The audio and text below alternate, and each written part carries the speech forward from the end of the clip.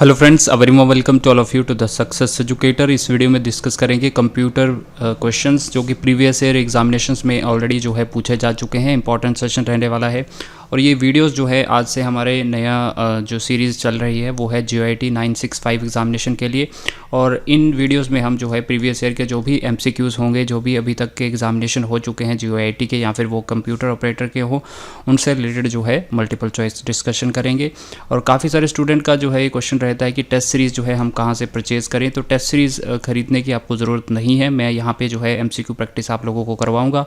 आपने क्या करना है, आपने डेली बेसिस पे जो है 3 PM जो है आपको लेक्चर मिल जाएगा। तो ये जो है आप इस YouTube चैनल पे आके जो है इन वीडियोस को देख सकते हैं और काफ़ी इंपॉर्टेंट रहेंगे। और ये जो है आज का हमारा पहला वीडियो है। वीडियो पसंद आता है तो वीडियो को लाइक भी ज़रूर करिएगा। तो चलिए स्टार्ट करते हैं फर्स्ट क्वेश्चन से।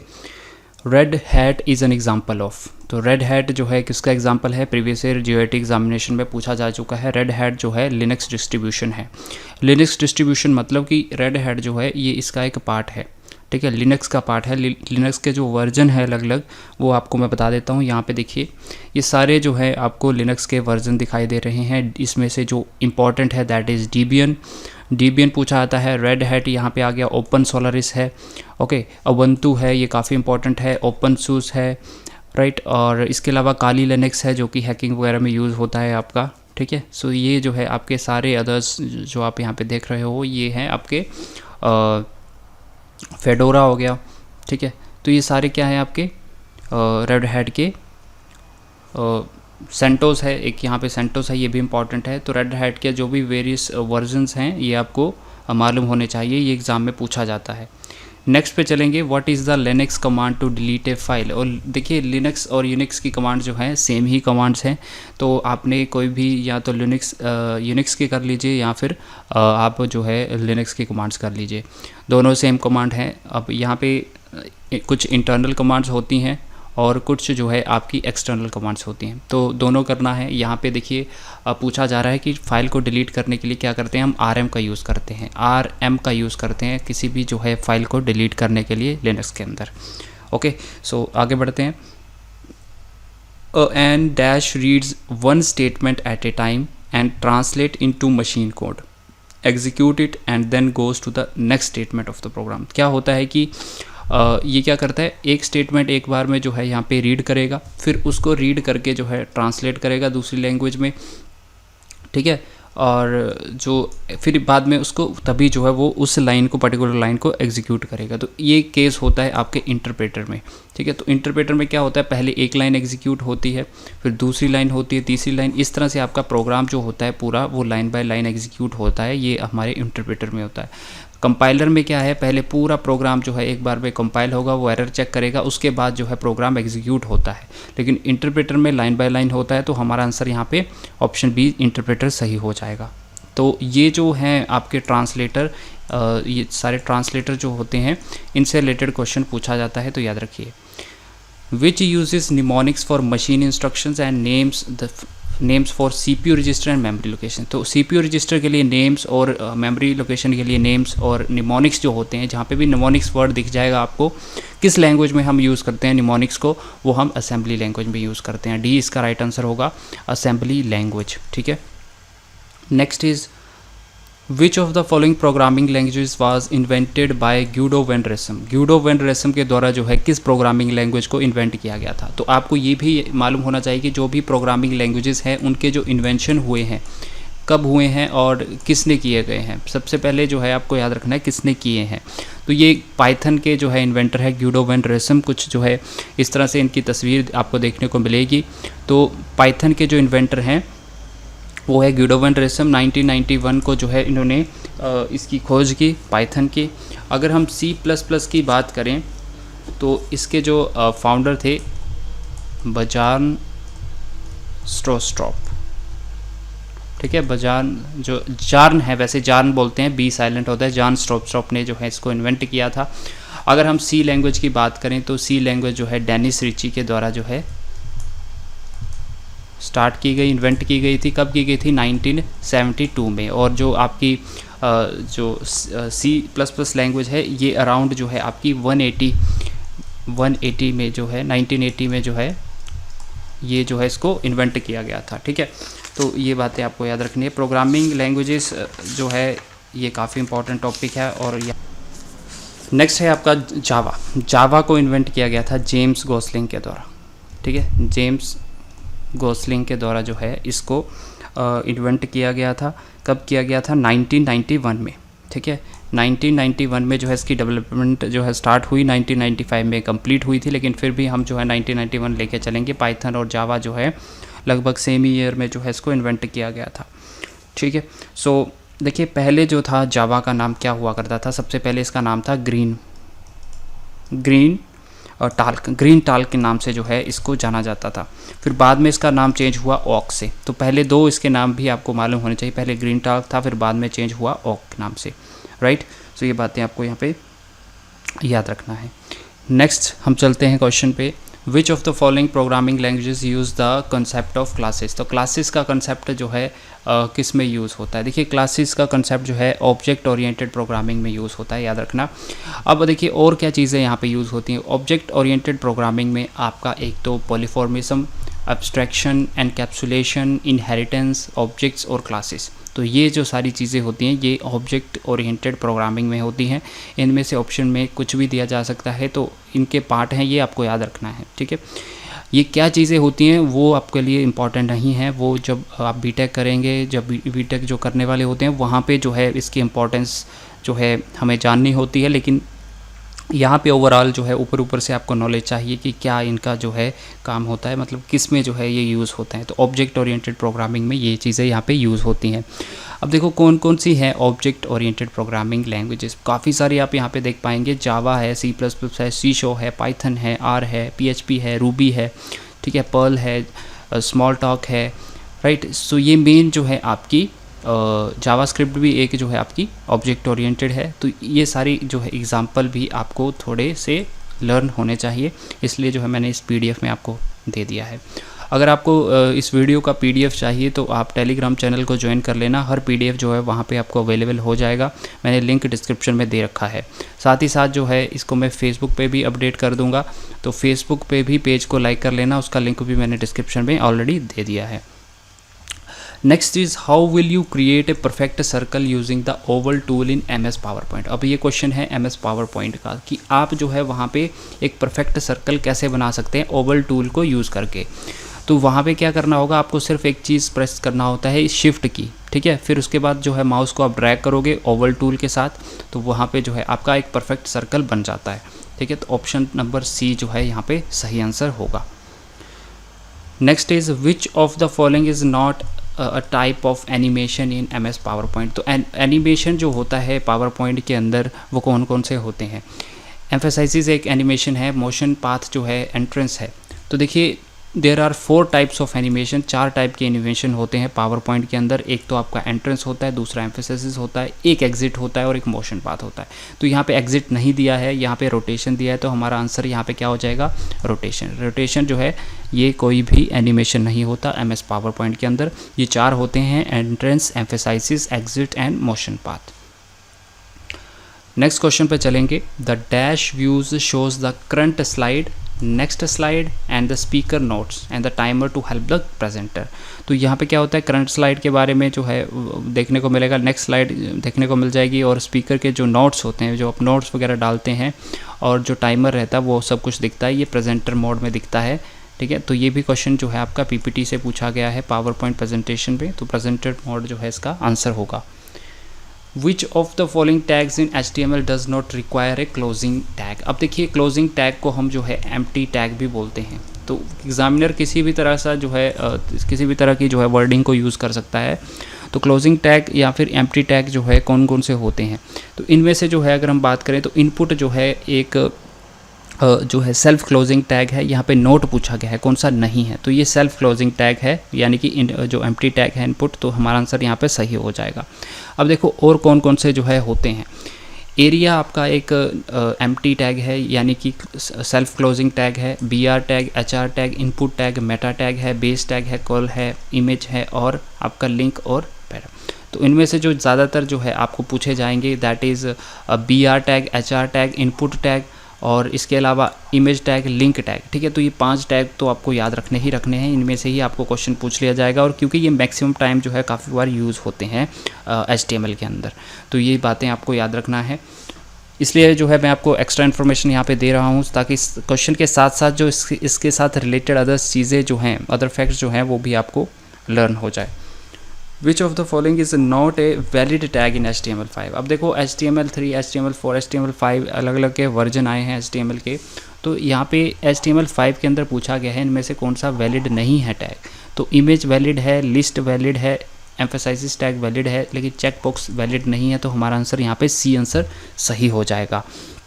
अब देखो जो टैग जो है वैलिड नहीं है, ये जो टैग हैं they are not valid in HTML5। कौन कौन से? एक्रोनियम है, एप्लेट है, बेस फॉन्ट है, बिग है, सेंटर है, डायरेक्टरी है, फॉन्ट है, फ्रेम सेट है, इंडेक्स है, नो फ्रेम्स है, स्मॉल टैग है, स्ट्राइक टैग है, TT टैग है, और आपका टेलीटाइप टैग है, और आपका अंडरलाइन टैग है। तो याद रखिए ये जो टैग हैं ये वैलिड नहीं हैं HTML5 के अंदर। HTML5 की बात हो रही है यहाँ पे, ध्यान से दीजिएगा।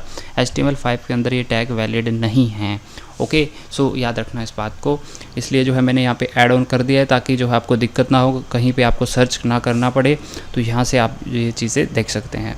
नेक्स्ट हम देखेंगे which language is mainly used for client side scripting in HTML document. तो HTML डॉक्यूमेंट जब हम बनाते हैं वहाँ पे क्लाइंट साइड स्क्रिप्टिंग जो हम यूज़ करते हैं वो जावा स्क्रिप्ट के थ्रू करते हैं, ठीक है। जावा स्क्रिप्ट के थ्रू जो है हम वहाँ पे ये चीज़ें परफॉर्म करते हैं। अगर हम इसकी इन्वेंशन ईयर की बात करें तो इन्वेंशन ईयर है 1995। तो 1995 को जावास्क्रिप्ट को इन्वेंट किया गया था ब्रेंडन ईच के द्वारा। किसके द्वारा? ब्रेंडन ईच के द्वारा जो है इसको इन्वेंट किया गया था। नाम याद रखिएगा, काफ़ी इंपॉर्टेंट है दोनों का जो है, इन्वेंशन ईयर और दूसरा जो है इन्वेंटर का नाम, राइट।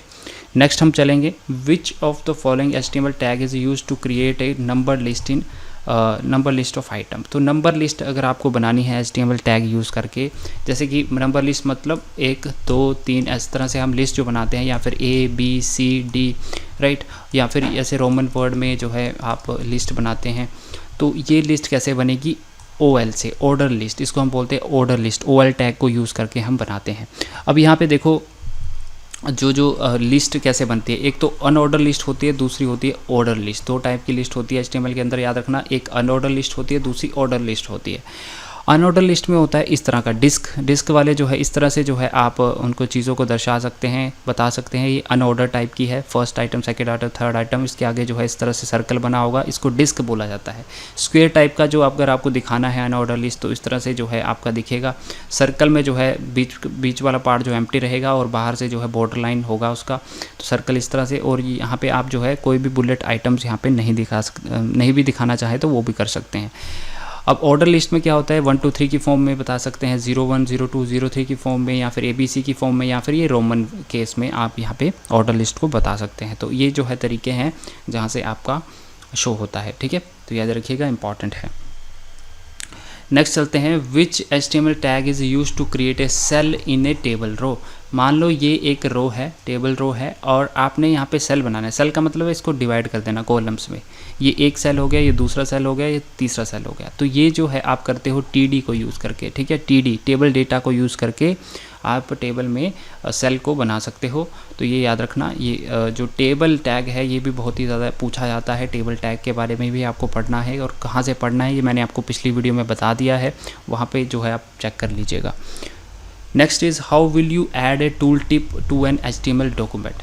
HTML डॉक्यूमेंट में अगर आपको टूल टिप ऐड करना है, टूल टिप क्या होता है, देखो यहाँ पे कहीं भी आप जो है कोई फॉर्म भरते हो तो वहाँ पे क्या है, आप किसी भी जो एम्प्टी यहाँ पे बॉक्स है ये, इस पर आप होवर करेंगे, माउस लेके जाएंगे, तो आपको जो है यहाँ पे दिखाई दे रहा है एंटर ए ईमेल एड्रेस। तो यहाँ पे आपको हिंट मिल गया कि मुझे यहाँ पे फिल क्या करना है। वैसे तो यहाँ पे भी बताया गया है ईमेल, लेकिन फिर भी एक होवर जो है बनाने के लिए जो है, एक इस तरह का जो है बनाने के लिए जो है हम टूल टिप का इस्तेमाल करते हैं। देखिए टूल टिप की अगर हम बात करें तो यहाँ पे जो हम यूज़ करते हैं वो टाइटल एट्रीब्यूट।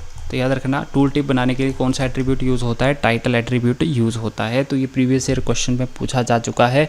अगर आपको जो है कंप्यूटर कोर्स चाहिए तो आप परचेज़ कर सकते हैं। स्क्रीन पे मैंने आपको नंबर दे दिया है, वहाँ पे जो है मेरे साथ जो है व्हाट्सएप पे कांटेक्ट कर सकते हैं आप, एंड आपको जो है वहाँ पे कोर्स मिल जाएगा।